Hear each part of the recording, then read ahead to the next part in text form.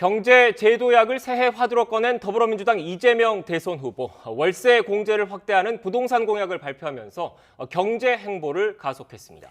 국민의힘 윤석열 후보는 행정서비스에 AI 기술을 적용해서 디지털 정부를 구축하겠다는 공약을 발표하며 본격적인 정책 경쟁에 나섰습니다. 취재기자 연결합니다. 권민석 기자.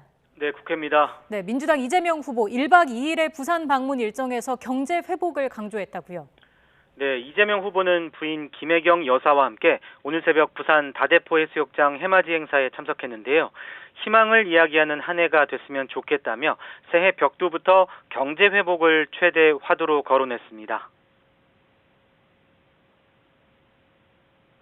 작년에 그 어려움들을 좀 벗어나서 이제 희망을 좀 얘기하는 그런 한 해가 되면 좋겠습니다.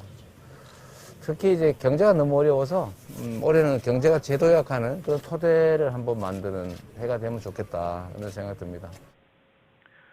이 후보는 이어 부산 강서구에 있는 스마트시티 조성 단지도 방문했습니다. 비대면 원격 진료와 에너지 절감 등 혁신 기술을 체험한 이 후보는 신산업을 통해 일자리가 많이 만들어지길 바란다고 밝혔습니다. 동시에 SNS를 통해 부동산 공약도 추가로 내놨습니다. 정부가 월세 공제를 시행하고 있지만 400만 월세 가구 중 12%만 공제받고 있다며 최대 5년 전의 월세까지 공제받을 수 있는 2월 공제를 도입하겠다고 밝혔습니다. 또 월세 공제율을 15에서 17% 수준으로 올리고 공제 대상 주택가격도 기준시가 3억 이하에서 5억 이하로 완화해 대상자를 늘리겠다고 약속했습니다. 3월 대선 표심을 좌우하는 부동산 민심에 대한 공약을 이어가는 경제 행보로 풀이됩니다. 서울로 올라온 이 후보는 마포구의 문을 연 청년층을 위한 민주당 미래당사 블루소다 개관식에도 참석해 청년층 소통 의지를 거듭 강조했습니다. 네, 권민석 기자, 국민의힘 윤석열 후보 일정도 정리해 주시죠. 네, 윤석열 후보도 여의도 당사에서 디지털 플랫폼 정부 구축 공약을 발표하며 정책 경쟁에 가세했습니다. 몰라서 복지 혜택을 놓치거나 관공서를 헤매는 일이 없도록 행정 서비스에 AI 기술을 대폭 적용하겠다는 구상입니다.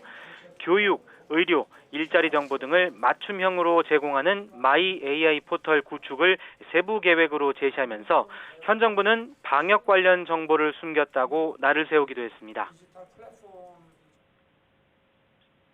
코로나 초기 방역 실패와 백신 도입 실패를 감추기 위해 많은 정보를 숨기고 비과학적 방역 조치로 수백만 자영업자에게 희생을 강요했습니다.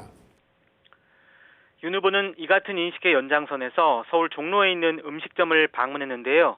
소상공인과 간담회를 열고 정부의 비과학적 방역 조치로 자영업자들이 큰 피해를 보고 있다며 현장의 목소리를 청취했습니다. 이 자리에서 소상공인을 위한 한국형 반값 임대료 공약도 추가로 발표했습니다. 소상공인 대출 자금이 임대료와 공과금으로 쓰인 게 확인되면 해당 금액의 50%를 나라에서 부담해주는 지원책입니다. 윤 후보의 연이은 공약 발표엔 배우자 의혹과 선대위 잡음으로 주춤한 지지율을 정책 행보로 반전하겠다는 의지가 깔린 것으로 보입니다. 윤 후보는 또 SNS를 통해 차기 정부 최우선 국정과제로 청년 일자리 문제 해결을 꼽았습니다. 인천공항 사태를 들어 묻지마 정규직 전환 정책은 공정하지 못하다며 공정한 기회 제공을 전제로 일자리 정책을 만들겠다고 강조했습니다. 이런 가운데 김종인 총괄선대위원장은 윤 후보의 모든 메시지와 연설문을 전부 직접 관리할 것이라면서 국민의힘 선대위 내홍을 다잡겠다는 의지를 피력했습니다. 정의당 심상정 후보는 여의도에서 청소년 선거대책본부를 발족하고 청소년들과 토크 콘서트를 진행했고 국민의당 안철수 후보는 기초생활보호 대상 부양 의무자 기준을 폐지하고 노년층 최저생계를 나라가 책임진다는 복지 공약을 발표했습니다. 또 보수 단일화 문제와 관련해선 자신이 정권 교체를 이뤄내 새 시대의 맏형이 되겠다며 단일화 가능성을 일축했습니다. 지금까지 국회에서 YTN 권민석입니다.